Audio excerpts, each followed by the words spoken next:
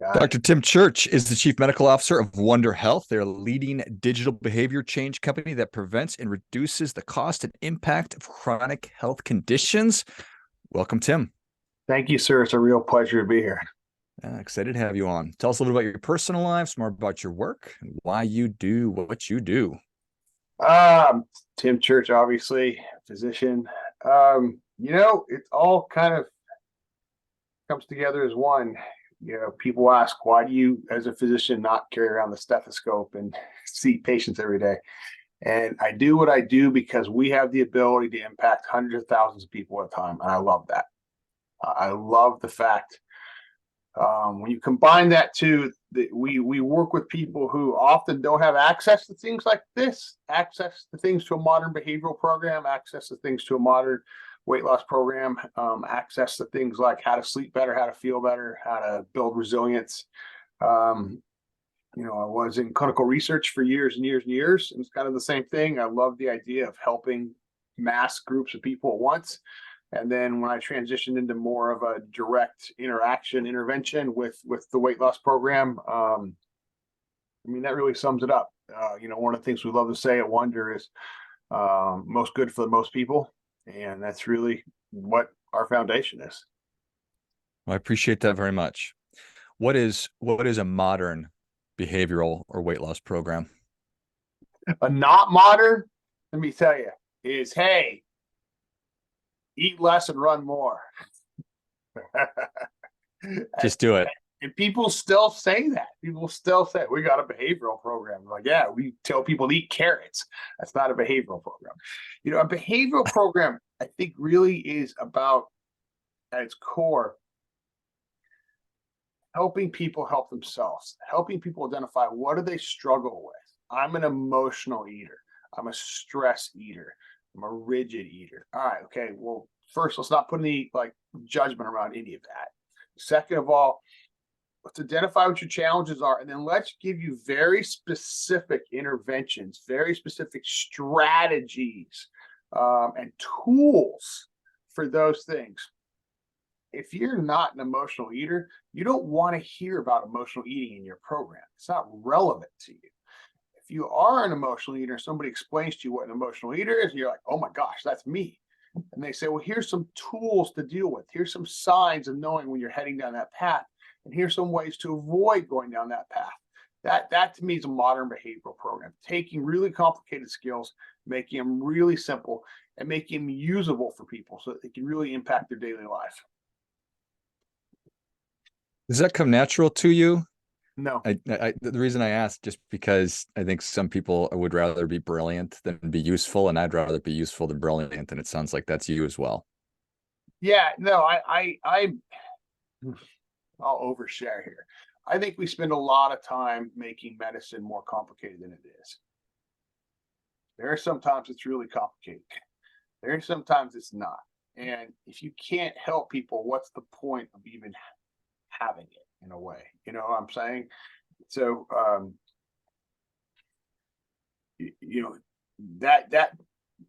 that to me is more important. Is I like what you said, but that resonates with me. Yeah, being able to take what in the background is really complicated, make it not complicated, make people be able to use it every day to help people. That matters to me. I love, to me, the victory lap is when you help the truck driver. The victory lap is when you help the teacher in the deep south who doesn't have access to this stuff. The victory lap is when you help the janitor at the hospital system. That to me is a victory lap. Other people who have resources and have access to this stuff, that's awesome. It's a great privilege to be able to help them, be able to help people who otherwise wouldn't have access to these things. That's the victory lap. Yeah, I certainly appreciate that. It's what are the big challenges that Wondr is working on? It sounds like certainly obesity, being overweight is a big one. Medications. I mean, we're all surrounded by it every day. Ozempic, Wegovy, Mounjaro. They're phenomenally powerful medications that can really, really help people.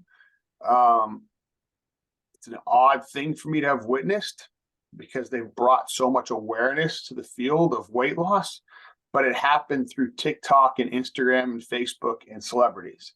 So with it, a lot of baggage came with it in terms of misinformation, in terms of being used the wrong way. And so now, as we come in to help companies to get this under control, you have to undo a lot of stuff before you start doing the good stuff. So it's a good thing to a degree that we have new excitement about a new medium or method of losing weight, but that's not necessarily, it carries with it a lot of other challenges. Yeah, it's a great thing that we have these tools can help hundreds of millions of people. But there's a caveat that come with these things. They have to be used right. Right medication, right person, right reason, better outcomes, better price. And I'll go back to that emotional eating, since we're already on that emotional eating trend. If you have a true emotional eater, some of these medications might produce a lot of weight loss, but you're actually not helping the person. You're not helping them their emotional eating. And then at the core, you got to get it what their struggle is. So, you got to bring in the behavioral program that helps with emotional eating. There's actually medications that specifically help emotional eating.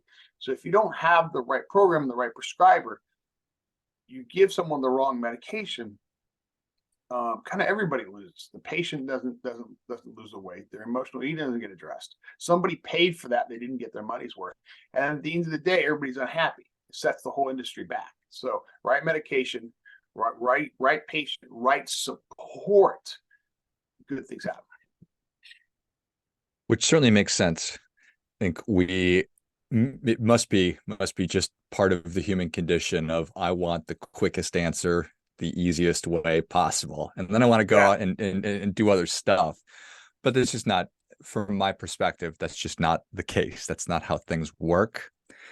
I've been tracking the weight loss drugs pretty closely and am really bothered by them. I'm really concerned about a lot of it. And then I saw a Wall Street Journal article, big headlines saying the verdict is in. It's all about your genetics. That's why you're overweight. It has nothing to do with your behaviors. And my head almost exploded. Yeah, it's not. It's kind of genetics.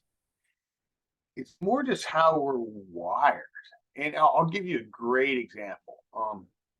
This whole thing's so wild because it all comes back to these little molecules called incretins. Well, it actually comes back to a lot of things, but we're going to talk about incretins. And incretins, your intestines, your guts. This is so wild. They have more nerves in them, more neurons in them than your spinal cord. Think about that. You have just as many neurons or nerves in your intestines as you do in your brain. So your intestines are actually really smart, and they're great communicators. And the way they communicate is these little chemicals called incretins, which didn't even exist when I went to med school. Well, they existed. We didn't know they existed.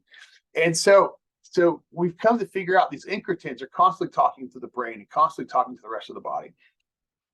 And that's what these new medications are. They mimic the incretins. They mimic GLP-1. They mimic amylin. They mimic other things which aren't necessarily incretins, but hormones like glucagon. And where we started to really figure out that weight is more than just willpower was studying these incretins. And I'll give you a great example. So there was a study where they helped people lose a lot of weight through exercise and diet. And then they left them on their own. And every month for a year, they looked at their incretins. And what they saw was the chemicals, the incretins in your body that promote hunger went up. The incretins in your body that suppressed hunger went down. So it was an example of your own body was sabotaging you. Your own body wanted to get back to some previous weight, which makes sense if you think about it from an evolution perspective. Why would we be designed to lose weight and keep it off in times of when there's not a lot of food? That's how we evolved. But now there's excess food everywhere. So our biology, our genetics, our makeup, it's not designed necessarily to be in an environment where A, we eat a lot, and B, we make our livings sitting down. You know, you can't forget about that. We make our living sitting down. Not many of us are physically making our livings anymore. So that all of that's the underpinnings of why obesity is in fact a disease. It's not just willpower, and that's hard to get your mind around. Even as a professional, it's hard to get your mind around that that we are in a sense sabotaged by our own bodies for losing weight and keeping it off, particularly large amounts of weight. Little amounts of weight, your body, you lose 5, 10, 15 pounds, the body doesn't really care. You start losing 30, 40, 50, 60 pounds, the body wants to put that weight back on. Like something must be wrong. There's something, George's life or Tim's life is at risk. We must make sure he puts the weight back on because something's happening out there that we can't see. The greatest example I saw was the idea of a spring. You tie a spring to a wall, you pull a little bit, it doesn't really pull back that hard. You pull it way out here, the spring really pulls back.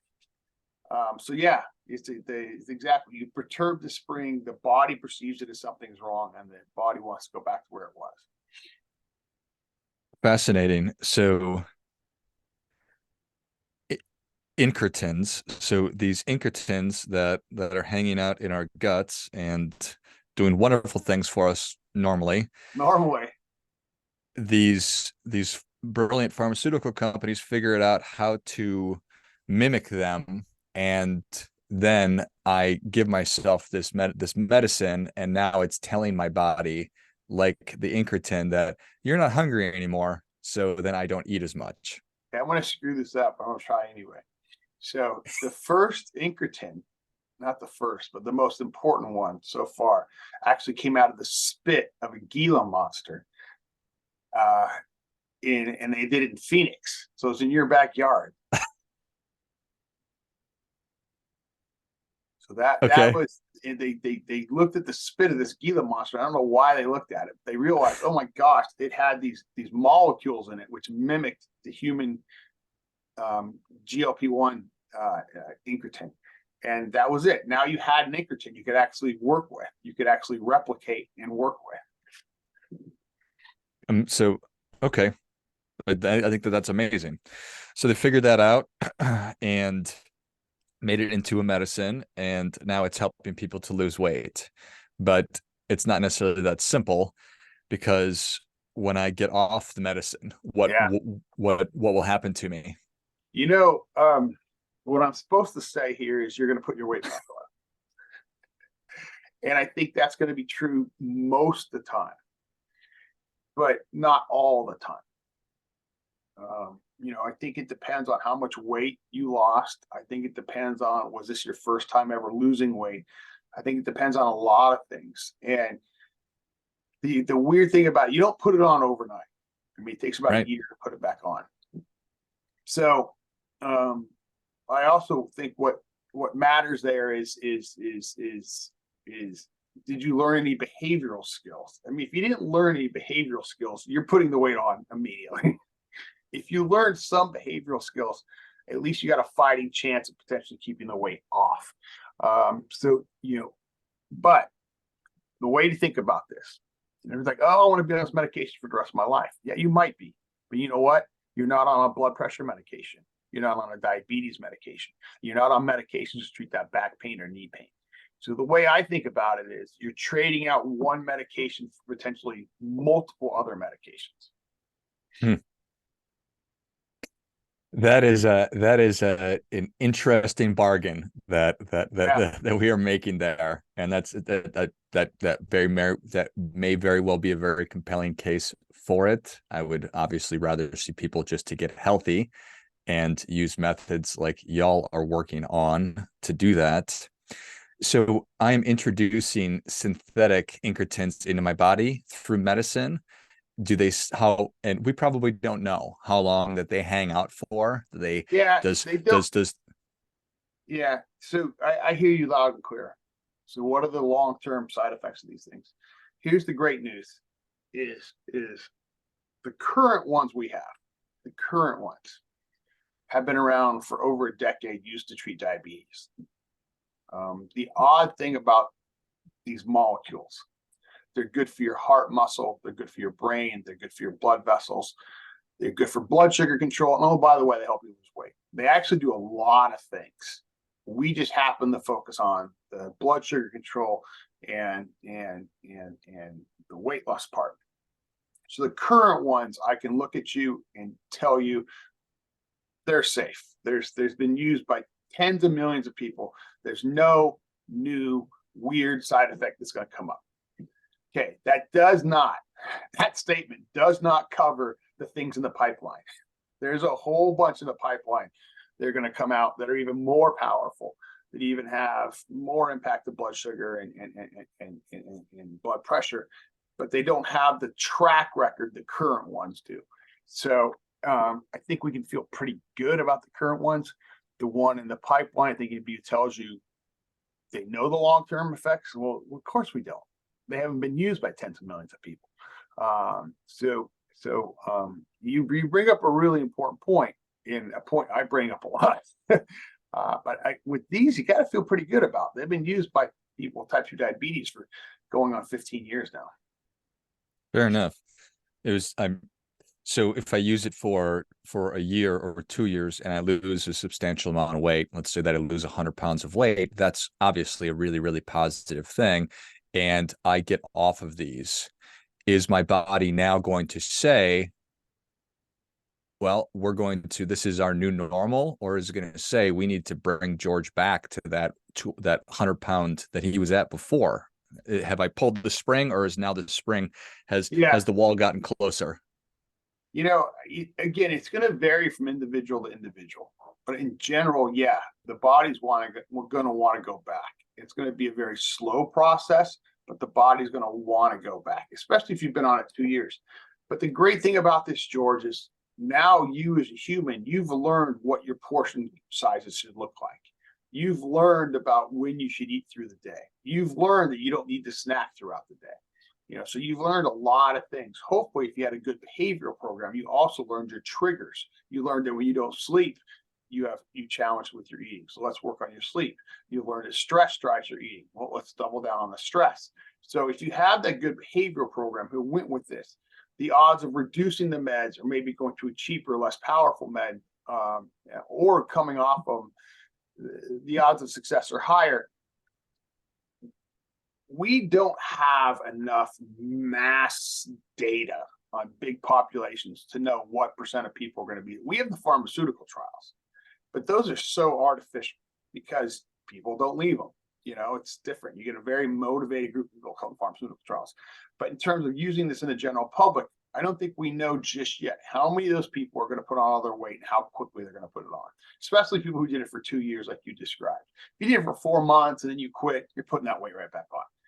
But if it's 2 years and you really stepped into the program, you really stepped into this new life, we're going to find out over time here what happens. Yeah. Well, I appreciate that.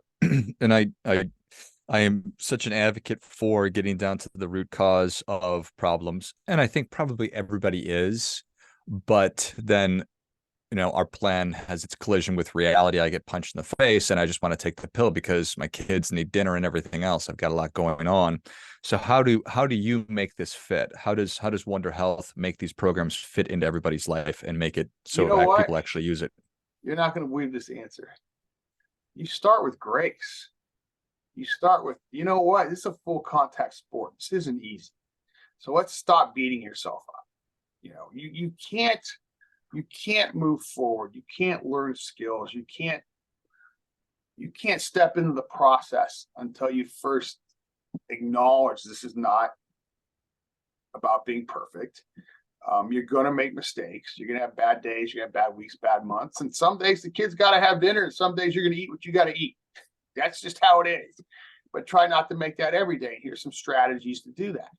And a lot of what we do is first about reflection. I mean, I know it sounds weird, but like, what do you struggle with?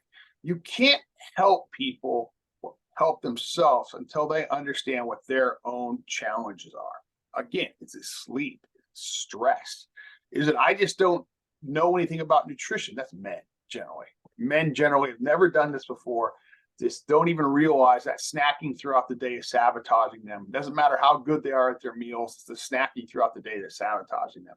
So a lot of it's just about almost inventory what the person's challenge is, and then giving them the appropriate skills for that challenge. That's what we do. We have a screening on the front end. We take this questionnaire, figure out, are you a stress eater, an emotional eater, are you a rigid eater? What are your challenges? And you're going to get tailored material for those challenges. Because I couldn't agree more, George. I mean, I want to start with behavior. And no matter what you do, behavior's got to be a huge role. You know, we got to be talking about better sleep. We got to be talking about hydration. We got to be talking about physical activity that fits your lifestyle. All those things are the building blocks. Yeah, I appreciate that. And I love how you talked about it starts with grace, because we do need to give ourselves this space and the grace to make mistakes, because we've not necessarily mastered our habits and our lifestyle if we find ourselves overweight or drinking too much or stressed out, whatever it might be. So we need to be kind to ourselves. And then I love how you tailor the program and make it specific to what they need, because to your point, when we started, if I'm not an emotional eater, I don't need to hear about that. Yes. So, and then make sure that it fits. I love it. Well, Dr. Tim, thank you so much for coming on. Where can people learn more about you? How can they engage with Wondr Health?